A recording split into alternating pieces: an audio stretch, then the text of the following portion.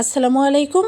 আজকে আমি আপনাদের সাথে শেয়ার করব চিকেন চপের রেসিপি। বাজারের অস্বাস্থ্যকর চপ না কিনে বাসায় কিন্তু খুব সহজে এই চপটি তৈরি করে নিতে পারবেন। রেসিপিটা ভালো লাগলে বেশি বেশি করে শেয়ার করে দেবেন। তো চলুন মূল রেসিপিটি দেখে নেওয়া যাক। চপ বানানোর জন্য এখানে আমি মুরগির মাংস নিয়েছি। এটা আমি সিদ্ধ করে নিয়েছিলাম একটু রসুন বাটা আর আদা বাটা দিয়ে। এবার আমি নিয়ে নিচ্ছি গ্রেট করা সিদ্ধ আলু, দিয়ে দিচ্ছি পেঁয়াজ কুচি, কাঁচামরিচ কুচি দিয়ে দিলাম, হাফ চা চামচ পরিমাণের ভাজা জিরার গুঁড়া দিয়ে দিলাম, আর দিয়ে দিচ্ছি সামান্য পরিমাণের গরম মশলার গুঁড়া, স্বাদ অনুযায়ী লবণ, 2 টেবিল চামচ পরিমাণের কর্নফ্লাওয়ার দিয়ে দিচ্ছি। সবগুলো উপকরণ হাত দিয়ে ভালোভাবে মিশিয়ে নেব।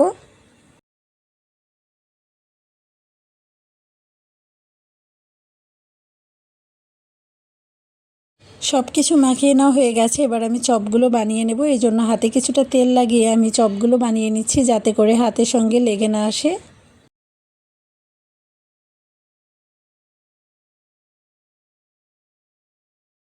কিছুটা মিশ্রণ হাতের মধ্যে নিয়ে আমি এটাকে চাপ দিয়ে চ্যাপ্টা করে নিচ্ছি।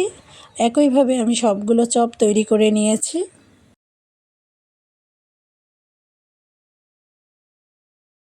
অন্য একটা বাটির মধ্যে একটা ডিম নিয়ে নিচ্ছি, আর এর মধ্যে দিয়ে দিচ্ছি কালো গোলমরিচের গুঁড়া সামান্য পরিমাণের, আর দিয়ে দিচ্ছি সামান্য পরিমাণের লবণ। এবার আমি সব কিছু একটু ভালোভাবে মিশিয়ে নেব।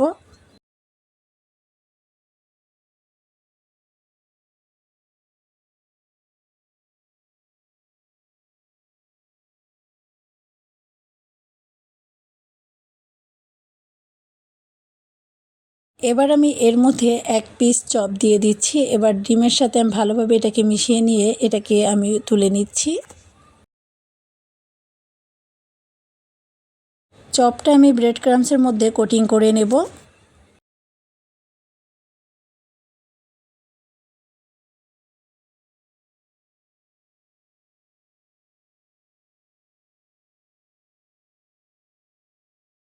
একইভাবে সবগুলো চপ আমি কোটিং করে নিয়েছি, আর এটাকে ফ্রিজে রেখে দিয়েছিলাম আধা ঘন্টার মতো। আর আধা ঘন্টা পরে আমি এটাকে বের করে চুলায় একটা প্যানে পরিমাণ মতো তেল ভালোভাবে গরম করে নিয়ে চপগুলো দিয়ে দিলাম।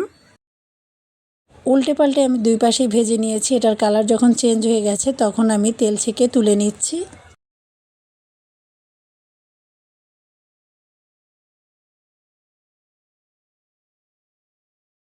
এই চপগুলো দেখতে যতটা সুন্দর, খেতে ভীষণ ভালো লাগে। বাসায় একবার হলেও ট্রাই করে দেখবেন। আশা করছি রেসিপিটা ভালো লেগেছে। ভালো লাগলে বেশি বেশি করে শেয়ার করে দেবেন। সবাই ভালো থাকবেন। আজকের মতো এখানেই বিদায় নিচ্ছি। আল্লাহ হাফেজ।